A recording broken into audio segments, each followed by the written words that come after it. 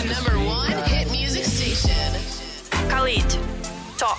Can we just talk? I'm no good. What's good, y'all? I'm Post Malone. I'm no good at goodbyes. We're both acting insane, but you're stubborn to change. My station. Jovem Pan. Ligada com o mundo.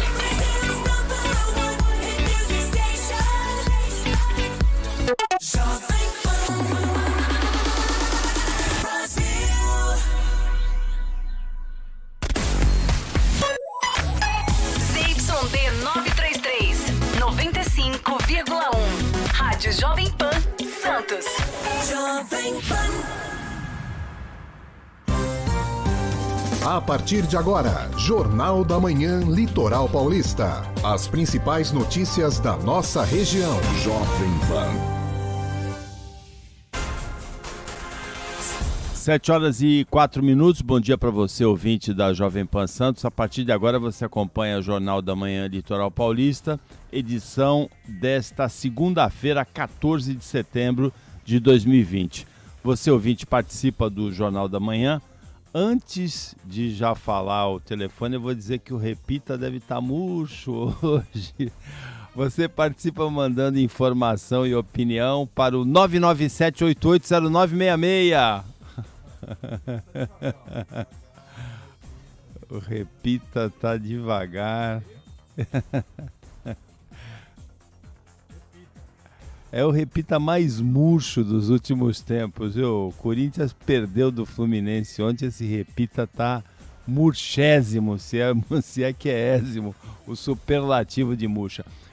De murcho. Hoje, aqui do estúdio da Jovem Pan Santos, a gente olhando o canal do estuário, a praia, parece um mar de algodão, uma neblina impressionante, nunca tinha visto desse jeito aqui. Densa, parece que dá para cortar com uma faca a neblina. A operação de travessia de balsas está interrompida desde as 4h40 da madrugada por conta dessa neblina, por medida de segurança, e a travessia de barcas entre Santos e Vicente de Carvalho também foi interrompida por 5h10, às 5h10.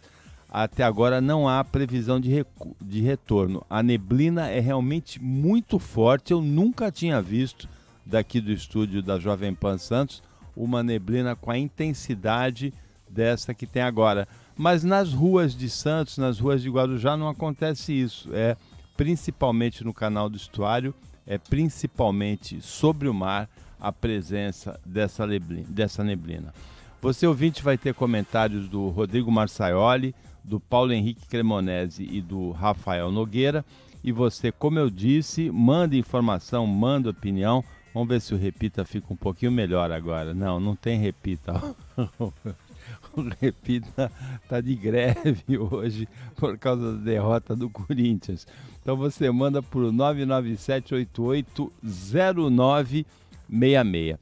Santos autorizou a partir desta segunda-feira atividades esportivas em campos, quadras e praia.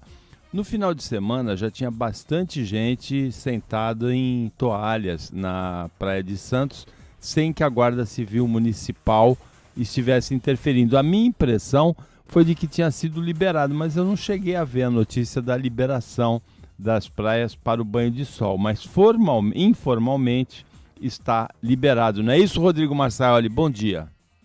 Bom dia, Paulo Schiffe, Paulo Andrade e todos os ouvintes. Paulo, me parece aí que há uma confusão de informação ou nós estamos mal informados, né? Eu tive o prazer de ver e o desprazer de constatar no sábado às 9h da manhã, quando eu fui correr na praia, foi um pouquinho mais tarde, que a nossa praia estava tomada, né? De grupos fazendo a tradicional farofa, porque nesse caso há testemunhas oculares comigo de comida, lanches, máscara era artigo de luxo, Paulo, isso a gente pôde constatar. As viaturas da Guarda Municipal passavam orientando através do alto-falante, eles passavam sintomaticamente, as pessoas reunidas tiravam a máscara, tudo, e eu e o Marcelo estava comigo, meu irmão, nós ouvimos claramente um senhor que era responsável pela barraquinha ali que abastecia um dos determinados grupos. Não, na boa, só põe a máscara, finge que está usando, depois tira que não tem erro. Mas eram grupos de 8, 9, 10 pessoas reunidas em vários nichos ali, sobretudo no emissário até o Canal 1. O que me chamou a atenção, ainda questionei, falei, mas será que liberaram essa aglomeração agora ou isso aí é decisão espontânea e unilateral de cada cidadão que foi à Praia de Santos? Então isso me chocou bastante, Paulo, porque vi alguns quadriciclos da Polícia Militar andando, eu verifiquei, também não atuaram de maneira nenhuma, passavam batido como se estivessem preocupados com outra situação, outra ocorrência, mas não passavam em velocidade de atendimento, era uma velocidade padrão, olhando, verificando. Então eu fiquei, hoje de manhã vi a notícia de que foi liberado esporte coletivo, mas não sei se a aglomeração na praia para banho de sol estava liberada. Então está esse cenário que eu acho que os órgãos, de uma maneira geral, os órgãos públicos precisam comunicar, dar conhecimento à população de quais os termos da pandemia. Vai relaxar de vez ou não? É isso que eu me indago e faço a indagação ao poder público. Realmente, eu também procurei, na hora em que eu andei na praia no sábado, eu fiz uma caminhada. Eu tive a impressão de que estava liberado, porque eu vi vários guardas civis municipais rodando, né, com quadriciclo, ou até com aquele SUV, mas não conversando com as pessoas, coisa que eu tinha visto na semana anterior, em quem estava sentado em toalha e tal. Eu fiquei com a impressão de que tinha se liberado e que eu não tinha percebido a notícia. Depois eu cheguei em casa, fiz a pesquisa para ver se achava a notícia, coloquei até no grupo dos comentaristas e eu acho que não foi liberado pelo jeito informalmente, eu achei. O que me passa, Paulo, é que o poder público hoje assume claramente a carência, a impossibilidade de fiscalizar. Não tem meios para fiscalizar. Por exemplo, com o contingente de guardas municipais ou de policiais militares que tem na corporação destinado para essa atividade ali na praia, o número me parece insuficiente para você poder fiscalizar 10, 15 mil pessoas ao mesmo tempo, ocupando um espaço ali grande da orla da praia. Então, é o que está me parecendo, entendeu? Os alertas feitos reiteradamente, tanto pelo prefeito, governador, secretário de saúde, orientando, hoje já não causam mais medo à população e eles preferem desafiar aí a restrição de uso da praia. Eu também não achei, fiz a pesquisa também, fui atrás. O que eu soube hoje era dos esportes coletivos e ponto. Mas se você libera esporte coletivo, dificilmente você vai conseguir evitar uma aglomeração depois em grupos na praia, né? Principalmente, Paulo, e falo isso com ênfase mesmo, da população de São Paulo que desceu aqui para o litoral, né? As pessoas que ocupavam as praias nitidamente eram aquelas que vêm para passar o dia. A gente percebia isso ali no tipo da aglomeração e da ocupação como estava sendo feito. Então nós notamos que o medo não é só da população daqui, a falta de medo, na verdade, né? A população de São Paulo já veio muito mais relaxada e preparada para desfrutar do fim de semana como ele deve ser. Resultado que comprova exatamente isso é o número de veículos que desceram para a Baixada Santista. Mais de 190 mil veículos vieram para as cidades da Baixada Santista neste final de semana e houve até lentidão no sistema Anchieta Imigrantes e nas outras estradas na volta para casa no domingo ontem, no final da tarde à noite. Então, já foi um fim de semana quase como se não houvesse pandemia, né? Olha, aproximadamente. Eu fui estatística ontem, né? O Paulo Andrade, apesar de murcho aqui, ele falou quase como se não houvesse amanhã, né? Quase. O corintiano, então, já não há, né? Já é fim do mundo, já não tem mais jeito. A gente já conversa disso. Mas com relação a... Ontem eu fui estatística com relação a essa questão do retorno, Paulo. Eu tive um aniversário na Riviera, fui, saí de lá às 6, cheguei na porta da minha casa 9h05. A volta, hein? Naquele fluxo ali até a Mogi Betioga, eu pensei que melhorava. A balsa estava de 1 hora a 1h30 de demora. Então me parece que está tudo voltando ao normal, como antes da pandemia. A Baixada Santista tem 51.406 casos confirmados, com 1.862 mortes. Nas últimas 24 horas, 33 casos confirmados e 2 mortes.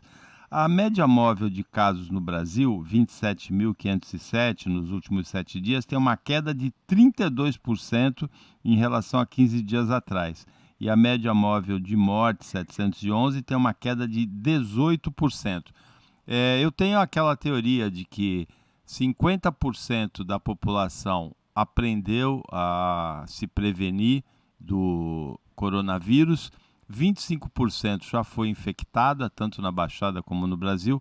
Então os números caem porque a pandemia está atuando só em 25% da população que não se cuida e ainda não foi infectada. Eu Isso é uma teoria minha, né? Não, mas eu concordo com esse seu raciocínio. Eu também já fiz essa digressão e acho que é mais ou menos por aí. O que eu, Rodrigo, sinto hoje, Paulo, é uma sensação de que parece que a doença começa a rondar a minha casa.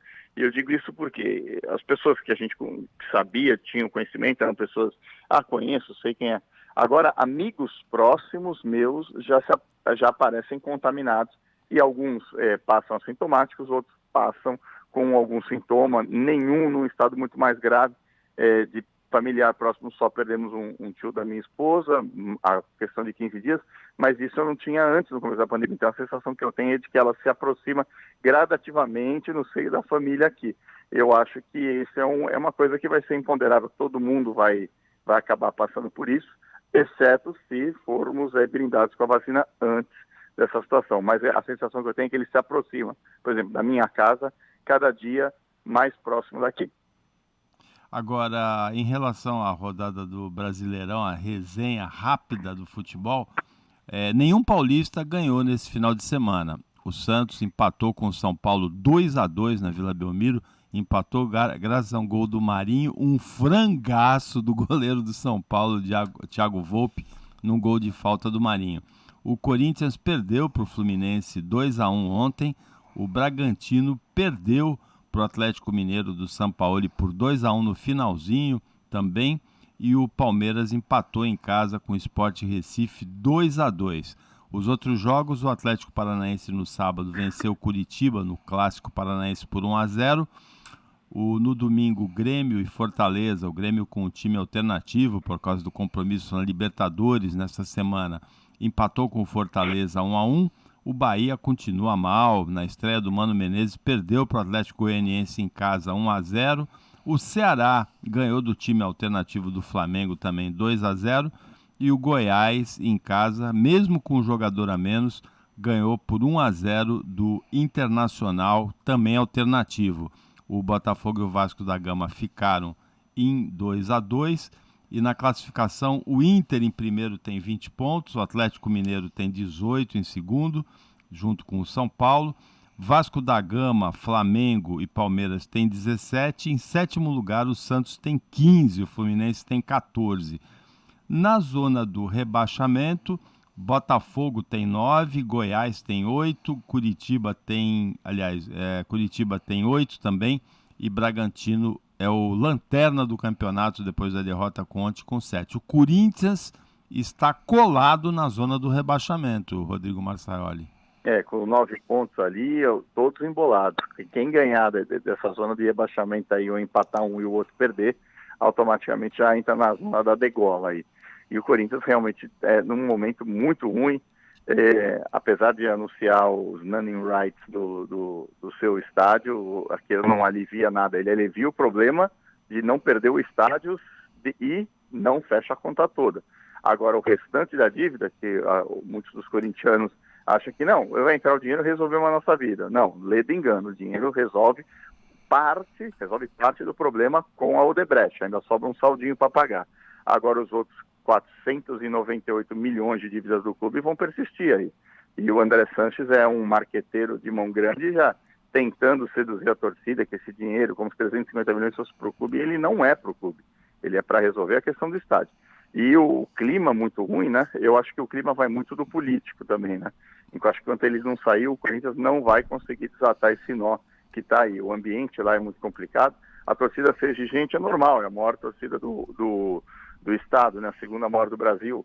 Então você até pode ter essa exigência, mas você tem que apresentar alguma coisa no clube, é complicado. Na O quarta-feira, o Corinthians enfrenta o Bahia. Os dois têm Sim. um jogo a menos, tem 9 jogos só. Nós já tivemos 10 rodadas. E quem vencer, os dois vêm na crise, né? O jogo é na Arena Corinthians, na Arena Neoquímica. E quem vencer se afasta da zona do rebaixamento, ou o Corinthians ou o Bahia. É o jogo de 6 pontos esse, né? No aspecto negativo. Quem ganhar vai conseguir distanciar um pouquinho da situação. O que me chama a atenção realmente é o Palmeiras, né, Paulo?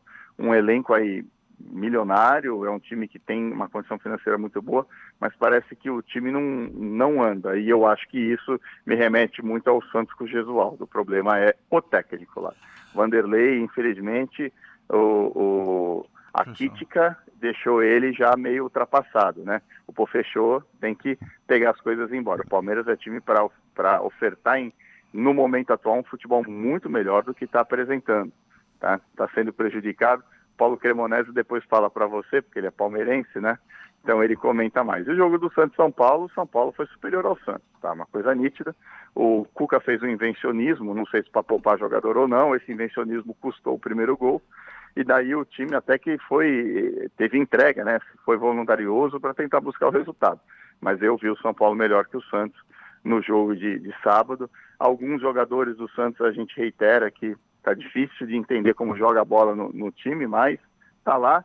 E eu gostei muito do menino Sara do São Paulo. Me pareceu aí uma boa possibilidade aí pro futebol brasileiro que está tão carente de jogador. 7h20, essa foi a participação do Rodrigo Marçaioli, comentarista do time das segundas-feiras aqui do Jornal da Manhã Litoral Paulista. Rodrigo, obrigado pela participação e uma ótima semana para você. Eu que agradeço, Paulo, uma ótima semana para todos. 7h20. Repita. 7h20. Jornal da Manhã, Litoral Paulista, Jovem Pan. O mundo hoje é rápido. É preciso estar a favor do tempo. Perto de tudo para viver melhor. E se no conceito espaço esse lugar tivesse a sua cara, o seu jeito e seu estilo? O Grupo Mendes traz a Santos a maior inovação em um empreendimento. Viana Home, um apartamento inteligente conectado ao mundo atual. Vida digital ao lado da vida real, onde os espaços da vida urbana se encontram no mesmo lugar. Rua Lobo Viana, 19. Vendas 3513-3199.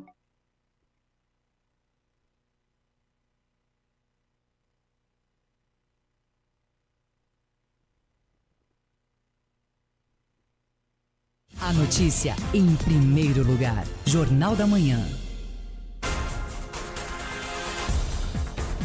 7h21. Você, ouvinte da Jovem Pan Santos, acompanha o Jornal da Manhã Litoral Paulista, edição desta segunda-feira. E o corintiano Edilson mandou assim: bom dia, de novo apagão na Vila, estão precisando contratar um eletricista. Olha só, o corintiano colado na zona do rebaixamento, apanhou do Fluminense ontem, ainda vem tirar uma onda do Santos. Realmente o que aconteceu não foi no estádio, né? Foi no sistema de iluminação do bairro, da CPFL, que teve uma queda num dos transformadores. O problema foi externo, pelo que falaram na transmissão, né? Não foi um problema interno do Santos, mas foi sanado em 17 minutos. E na volta o Santos empatou com o São Paulo, com um golaço de falta. Foi um golaço de falta do Marinho, Paulo Andrade? Tem que admitir, um golaço. Na hora que eu vi a falta, eu falei, Jesus, cadê uma paulada? O goleiro, assim, falhou porque ele tirou a barreira do lado e quando ele tira a barreira, ele tem que assumir que a bola foi em cima dele e tem que defender. O goleiro subestimou o chute, sim, né? Sim. Uma paulada, o Marinho, caramba, saiu o Sacha, o Marinho tá jogando melhor que o Sacha. É verdade. O Sacha ontem no Atlético Mineiro tomou uma pancada, perdeu um pênalti, fez um gol impedido. Ontem não era o dia do Sacha. 5 assaltantes roubaram um ciclista advogado na ciclovia da Praia do Itararé, em São Vicente. Agora cada vez mais aparecem uns ladrões, uns assaltantes desastrados, né? Um deles, na fuga, perdeu o celular. E aí a polícia já descobriu a identidade dele. Inclusive, o código de acesso dele era uma referência a uma facção criminosa, 1533. Então conseguiram quebrar ao sigilo do celular, pegaram a foto, identificaram um dos assaltantes. Por aí foi um advogado que teve a bicicleta derrubada e teve uma corrente e uma aliança roubadas. Mas o assaltante desastrado aí perdeu o celular e vai ajudar na identificação da quadrilha toda. Segunda-feira é o dia do quadro de comportamento do Jornal da Manhã Litoral Paulista. O quadro é apresentado pela psicóloga Paula Carvalhais. A Paula Carvalhais hoje vai falar sobre uma frase que eu achei estranha do ministro da Educação. O ministro da Educação do Brasil, Milton Ribeiro, é sério, é um educador, é um pastor evangélico. Ele disse que a descrença em Deus, a ausência de absolutos e certezas, transforma jovens brasileiros em zumbis existenciais, que eles vivem vidas sem propósitos ou motivações. Você concorda com isso, Paula? Bom dia.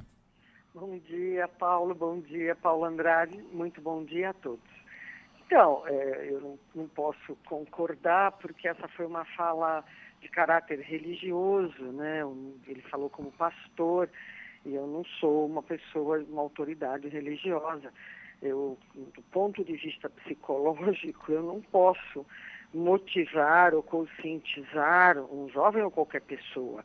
Eu só posso ajudar a que ele se motive, se conscientize, porque motivação e conscientização do ponto de vista psicológico são construções internas. Então, colocar a descrença a Deus como causa da falta de motivação ou de um vazio existencial, do ponto de vista psicológico, não procede, porque isto nasce do mundo interno. A criança constrói a partir das vivências que possibilitam vínculos afetivos, psicológicos e boas vivências saudáveis levam a vínculos afetivos saudáveis. Então, psicologicamente, Deus é o paterno, ele representa o pai, simbolicamente falando. E é a partir da matriz da figura materna que a criança descobre a figura paterna, que representa o outro.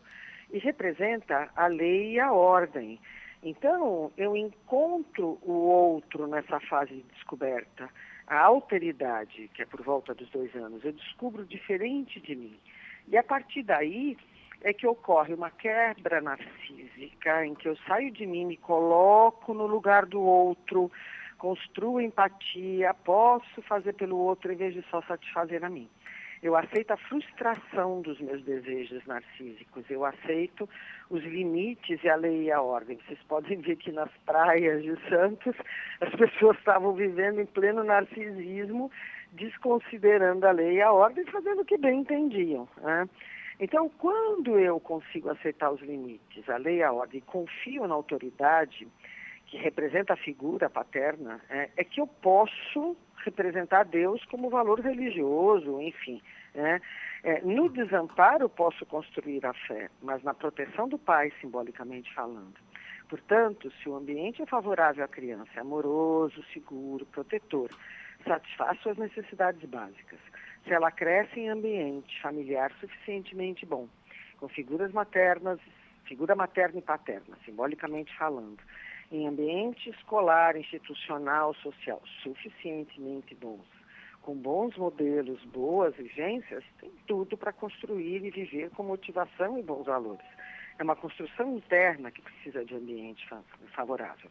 Então, como psicóloga, eu perguntaria às autoridades brasileiras, será que o Brasil, enquanto nação, propicia essas condições aos jovens? É isso que a gente deve questionar, perguntar. Na verdade, eu também achei a frase bastante estranha, porque a ausência de absolutos e certezas, na verdade, ela mobiliza a nossa evolução, mobiliza o nosso esforço. E a fé, ela não pode ser uma certeza, porque se você tem uma determinada fé, você acredita em Deus, e do teu lado o outro não acredita, você tem a tua fé, mas ela não é uma certeza, não é um absoluto, não é? Exatamente.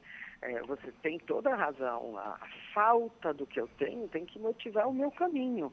Agora, na verdade, a minha fé é um recurso a mais. E a minha fé, quando é no que representa simbolicamente o paterno, pode ser expressa de várias formas, de várias religiões, enfim, é essa alteridade que eu digo que deve fazer parte da nossa construção social. Né? Mas, sem dúvida, o que eu não tenho deve motivar a superação, a busca. Exatamente. Mais algum elemento a acrescentar nessa análise, Paula? Seria muito bom que as pessoas, quando estivessem num lugar de poder, que representam esse paterno, porque uma autoridade já representa o paterno também, elas falassem com mais base, digamos, em conhecimento, e não puramente em crenças religiosas, porque isso pode levar a conflitos e a discussões, né? Em vez de nos levar a um caminho comum de construção de uma nação boa para os jovens. Isso eu acho que todos devemos lutar. Essa foi a participação da psicóloga Paula Carvalhais, de todas as segundas-feiras, no quadro de comportamento do Jornal da Manhã Litoral Paulista. Paula, obrigado pela análise e uma ótima semana para você. Muito obrigada, Paulo. Uma boa semana para todos. A Paula falou alguma coisa muito interessante, né? A fé é um recurso a mais, né? Agora, uma pessoa também falou com clareza, uma pessoa que está numa posição de comando, numa posição de poder, não pode impor a sua crença sobre os outros. Por que um jovem ateu vai levar necessariamente uma vida vazia, uma vida sem motivações? Não necessariamente, não tem nada a ver o que o pastor falou como ministro, ou o que o ministro falou como pastor. 7h30. Repita. 7h30 da manhã. Jornal da Manhã, Litoral Paulista, Jovem Pan.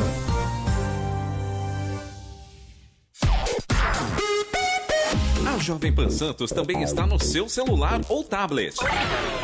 Entre no Google Play ou na Apple Store e baixe o aplicativo da Jovem Pan Santos. Você vai ouvir informações da nossa região no Jornal da Manhã Litoral, no Pan News Local, no Esquenta e no Na Balada Litoral, onde você estiver. Aplicativo Jovem Pan Santos. Você ligado na número 1 do Brasil, no seu celular ou tablet.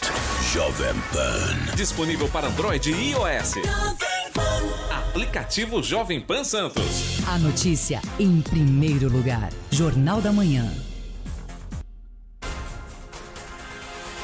7h31, você ouvinte da Jovem Pan, acompanha o Jornal da Manhã Litoral Paulista, edição desta segunda-feira. E agora você vai ter o quadro de política apresentado pelo cientista político, diretor do IBESP e corintiano, Marcelo de Giuseppe. Bom dia, Marcelo. Ô, Paulo, vamos mudar de assunto, né, Paulo? Sabe que eu acho engraçado, Paulo, só falando sobre futebol, né? É engraçado, assim, a torcida cobrar jogador, mas não cobrar a diretoria que colocou ele lá, né? A gente tem um presidente que há muito tempo está dentro do Corinthians e tem vários indícios de envolvimentos com coisas ilícitas e ninguém fala nada, né? Então, chegou a ser deputado, tudo certeza que buscando ali, de repente, ter mais tranquilidade com a justiça, mas cobra um jogador, mas tudo bem. Agora, Marcelo, tem a crise do Corinthians, tem a crise do arroz, e o teu tempo é exíguo hoje, mas tem um detalhe que eu acho muito interessante. O Brasil tem 3 presidenciáveis sem partido, o Jair Bolsonaro, o Sérgio Moro e o Luciano Huck. O partido deixou de ter importância na política? Paulo, faz tempo que o partido perdeu essa importância e você percebe até na tentativa de mudar a roupagem do partido para ver se muda. Porque é interessante, quando a gente faz a pesquisa, a gente sempre pergunta em que partido que a pessoa vota. Elas não conseguem dizer um partido. Claro que a gente tem aquelas pessoas mais ideológicas, que têm um pouco mais de conhecimento de política, mas o eleitor médio, que eu falo sempre nele, que é a grande maioria do eleitor, ele não se preocupa com o partido, ele vota na pessoa. E aí, se a pessoa vai para um partido, ele é votado, se depois ele troca de partido, ele vota também. Quem gosta do Bolsonaro, não importa o partido que ele vai estar, não importa a história do partido, as pessoas vão votar. Quem gosta do Lula, a mesma coisa. Por isso que existe uma frente muito grande da tentativa de campanhas independentes, né? Daquela pessoa que deseja ser candidato, vai lá, coloca seu nome e tenta participar.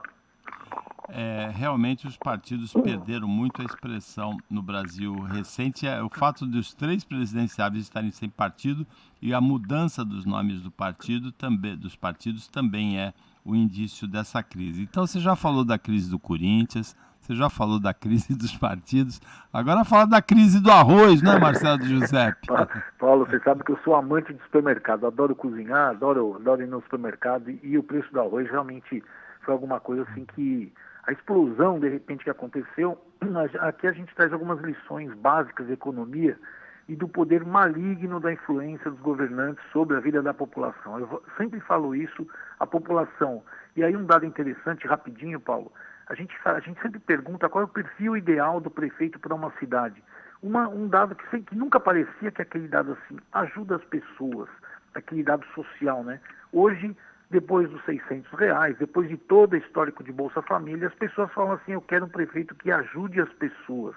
Ele não quer mais um prefeito honesto, que cumpre compromisso, que faz o que tem que fazer. Não, ele quer um prefeito bonzinho. Isso é um dado muito ruim.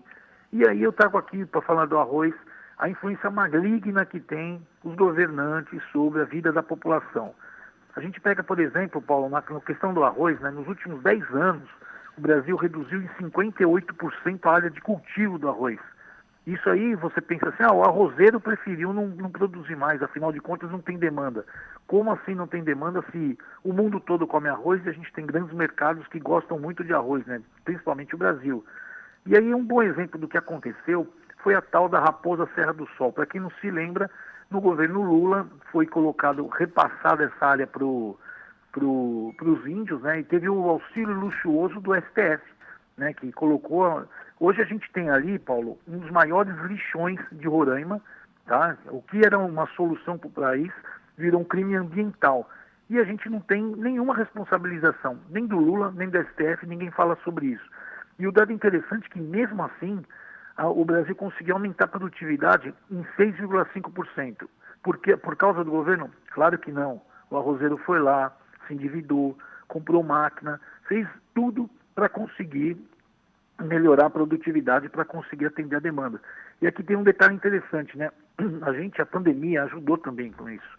As pessoas ficando mais em casa, claro que você vai começar a comer mais, porque o seu divertimento é fazer o quê? Fazer uma comida e chamar todo mundo para conversar. E aqui a gente, o que ajudou além desse aumento, né, Paulo? Aumentou em 246% as importações desse produto, comparando julho de 2019 a julho de 2020, de acordo com a Associação Brasileira das Indústrias de Arroz. E aí, por que eu falo isso? Começou até o governo Bolsonaro, a AGU, querendo culpar supermercado, quer culpar arrozeiro, achar que todo mundo é muito ambicioso, se esquecendo que ele, Estado, é o principal culpado de tudo isso, né? Então a gente quando a gente pensa no preço do arroz, a gente logo pensa que o dono do supermercado é ladrão e que o arrozeiro quer ficar rico do dia para a noite. Isso não acontece, o empresário ele vive sendo martelado por causa do governo e a população, em contrapartida, a mesma coisa. O que a gente percebe, Paulo, e aqui fazendo um link final com o futebol? O Estado é como a maioria dos técnicos de futebol. Eles são supervalorizados, mas não ganham uma partida. Mas eles são ótimos para perder partida. Isso a gente está vendo há muito tempo. E para finalizar mesmo, um dado interessante para a população, para o nosso ouvinte pensar, Paulo. Enquanto de janeiro a junho foram demitidos 6,7 milhões de pessoas no mercado, aumentou em 800 mil funcionários públicos. Quer dizer, a crise é nossa, não é nunca do governo. Triste isso. Entre janeiro e junho? Isso, entre janeiro e junho aumentou, vem tendo demissões, chegando a quase 7 milhões de pessoas foram demitidas no mercado, e em compensação, no serviço público nacional, seja federal, municipal, estadual, aumentou em 800 mil. Quer dizer, estão contratando enquanto está todo mundo em cima do mastro ali, tentando se equilibrar. 800 mil funcionários públicos a mais e 7 milhões de pessoas demitidas pelas empresas, é isso? É isso mesmo, triste. Agora, Marcelo Giuseppe, rapidamente, comenta também, nós tivemos casos de racismo nesse final de semana no esporte, com o Neymar, né? O Neymar foi expulso por dar um cascudo lá num zagueiro espanhol do Olympique de Marseille.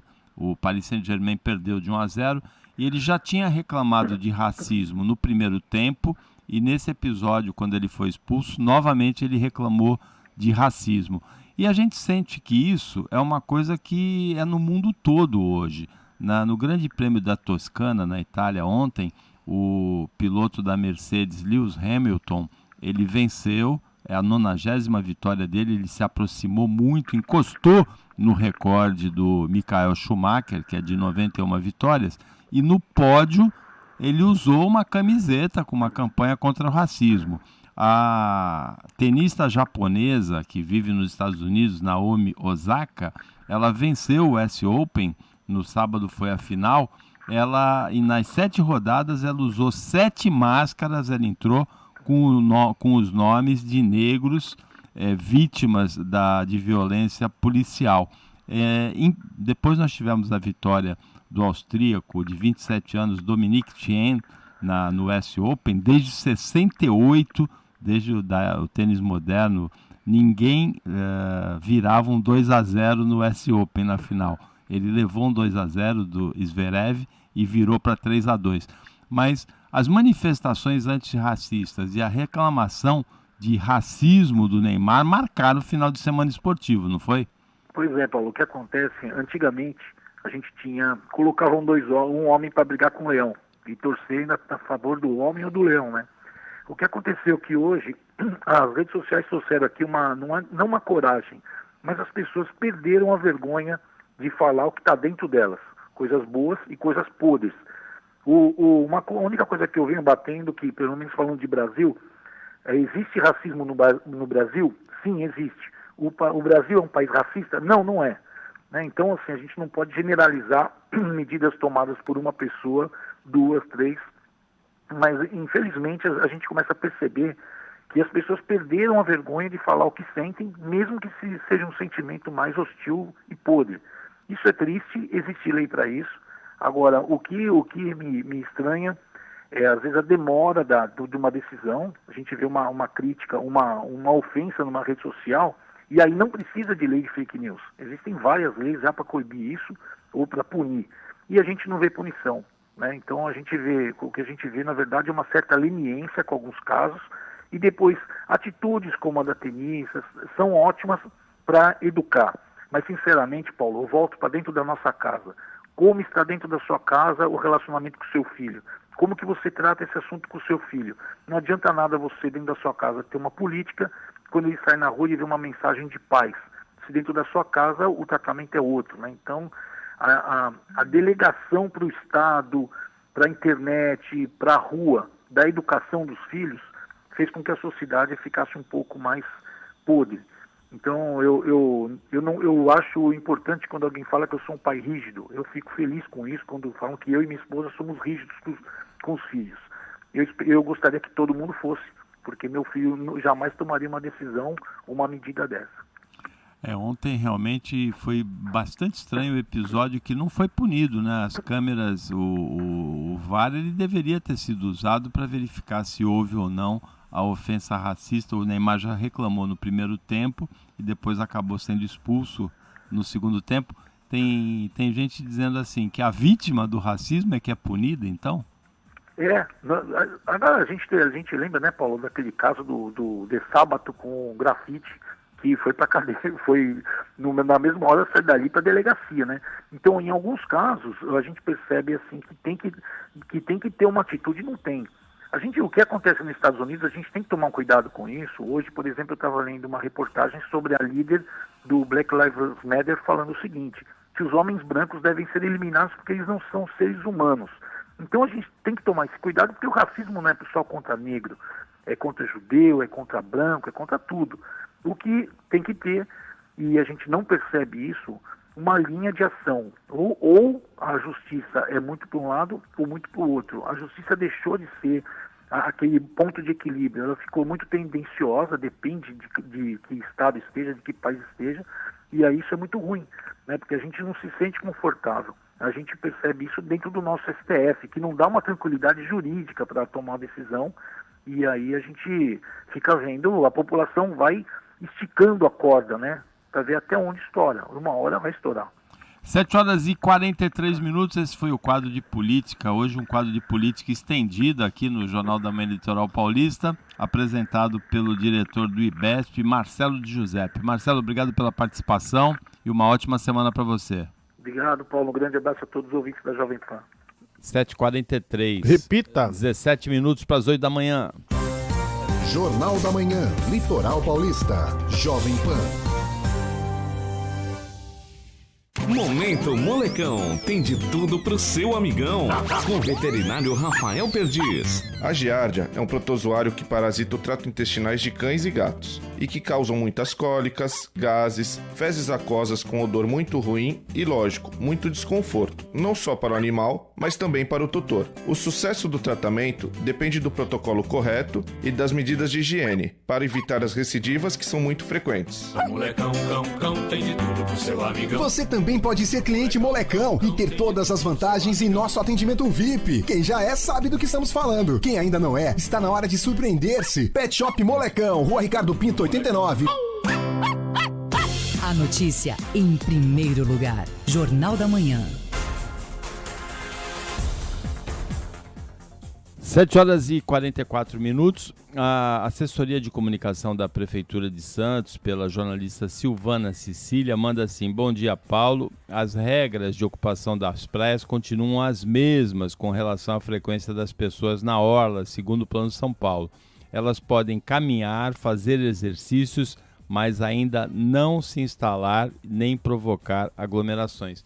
Então não houve mudança formal, houve mudança informal de comportamento, porque ontem era visível que muitos guardas municipais, tinha muita gente sentada em toalha na praia e os guardas municipais não estavam interferindo.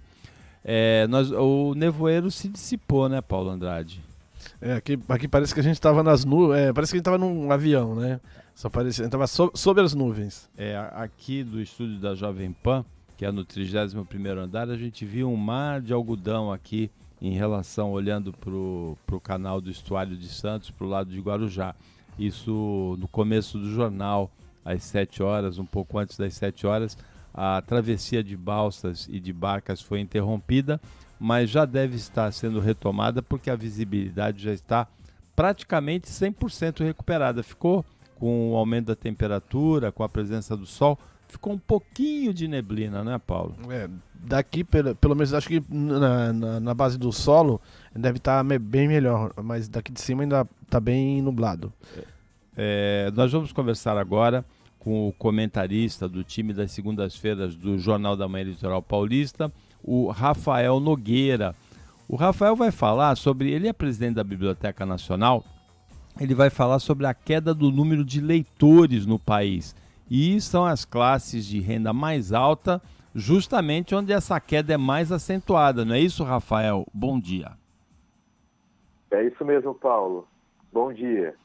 Essa pesquisa ela já é realizada há algum tempo pelo Instituto ProLivro e o Itaú Cultural. E ela foi realizada novamente e está sendo acompanhada desde 2015. Inclusive, nós aqui na rádio já comentamos em janeiro a respeito de pesquisas relacionadas à leitura no Brasil. Então, só para recordar a todos, é definido como leitor, uma pessoa leitora, é aquela que já leu algum livro nos últimos 3 meses. Então, é relativamente simples ser encaixado aí na palavra, no termo técnico para pesquisa, leitor, né? Então, segundo esse relatório, nós tivemos aí por um tempo um número de mais de 60% de leitores, né, 64%, e agora nós temos um número de 52%.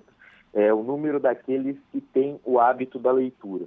E aí, como existem alguns segmentos na investigação, como, por exemplo, a questão da renda familiar, foi observado e houve uma redução aí de 12 pontos percentuais em relação àqueles que têm renda familiar de mais de 10 salários mínimos, tá?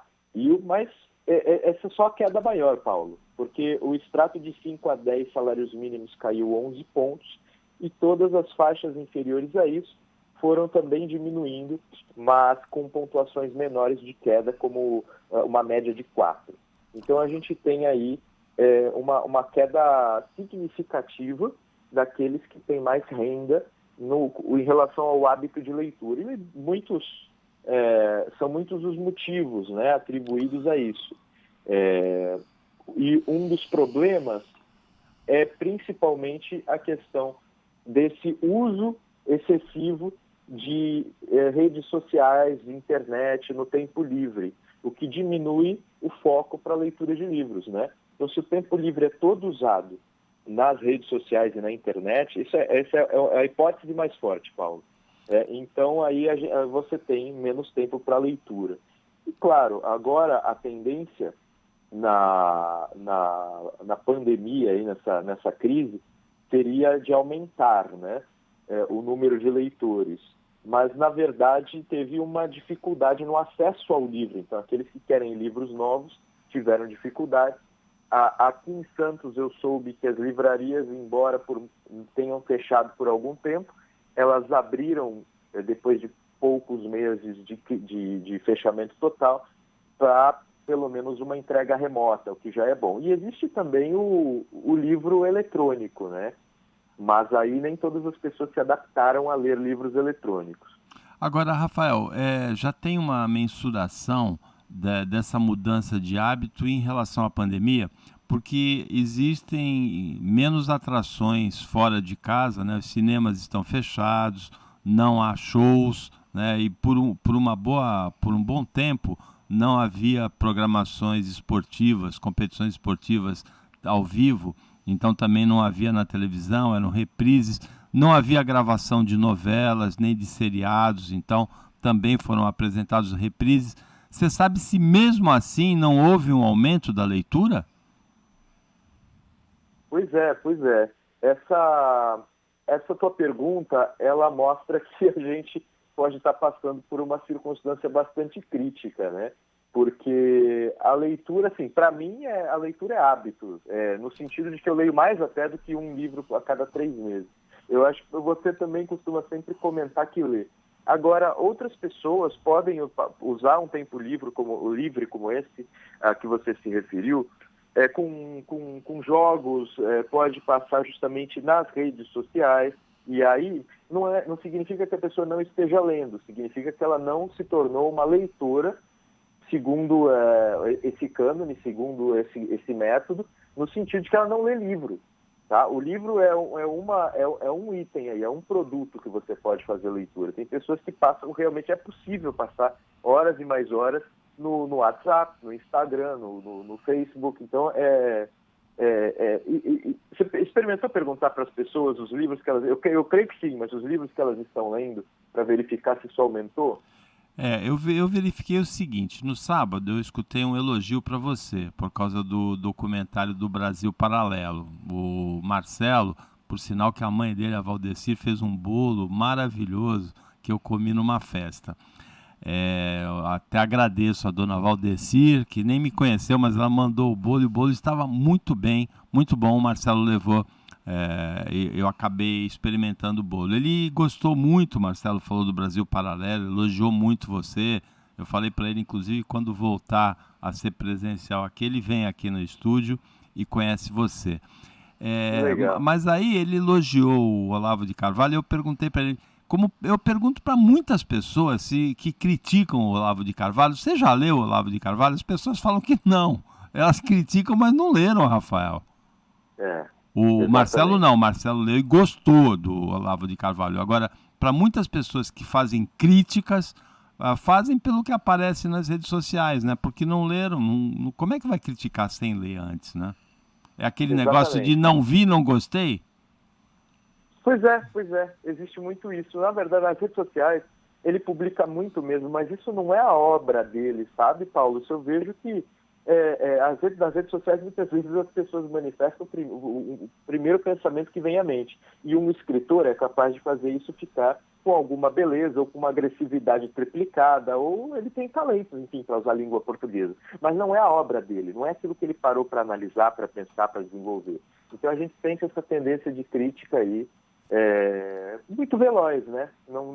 Mostra que as pessoas desenvolvem a crítica antes de conhecer. Isso é uma coisa que o livro Como Ler Livros, Paulo, escrito pelo educador norte-americano Mortimer Adler, foi traduzido aqui para o Brasil isso, Como Ler Livros é Realizações.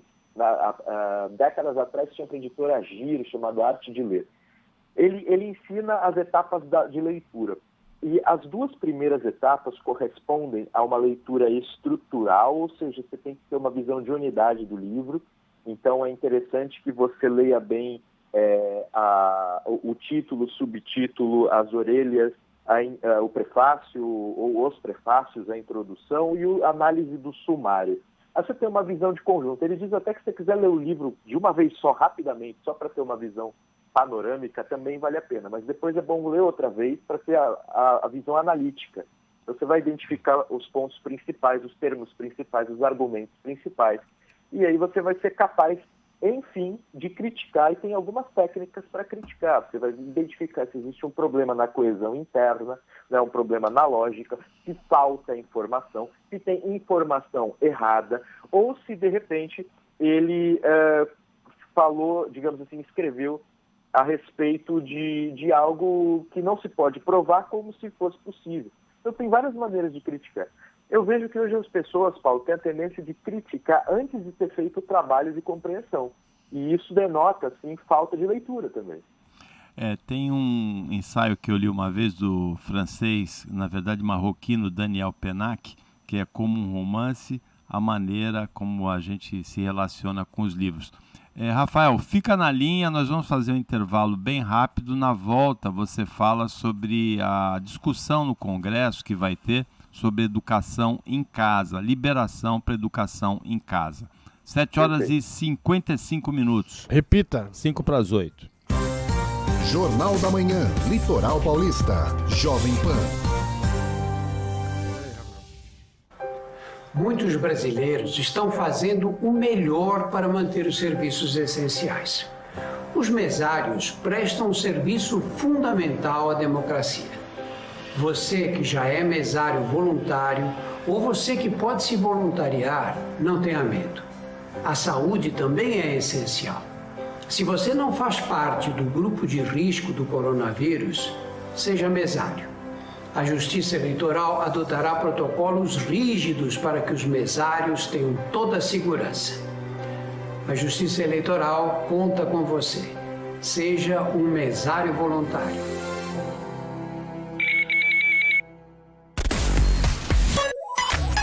ZYD 933, 95,1. Rádio Jovem Pan, Santos. Jovem Pan. A notícia em primeiro lugar. Jornal da Manhã.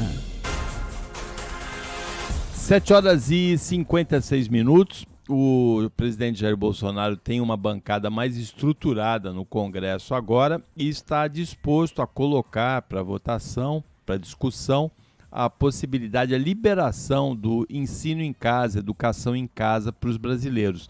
Houve uma experiência forte agora na pandemia, mas é um conceito diferente, é o conceito da família cuidar da educação da criança, não é isso, Rafael? É isso mesmo, Paulo.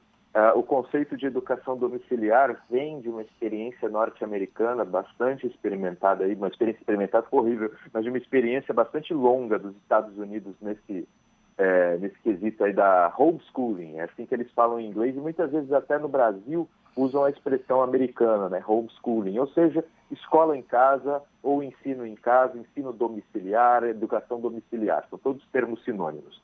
E esse modelo educacional, agora, você disse muito bem, agora na crise, ele foi experimentado por muitas pessoas, embora as escolas tenham adotado aí um regime de educação à distância.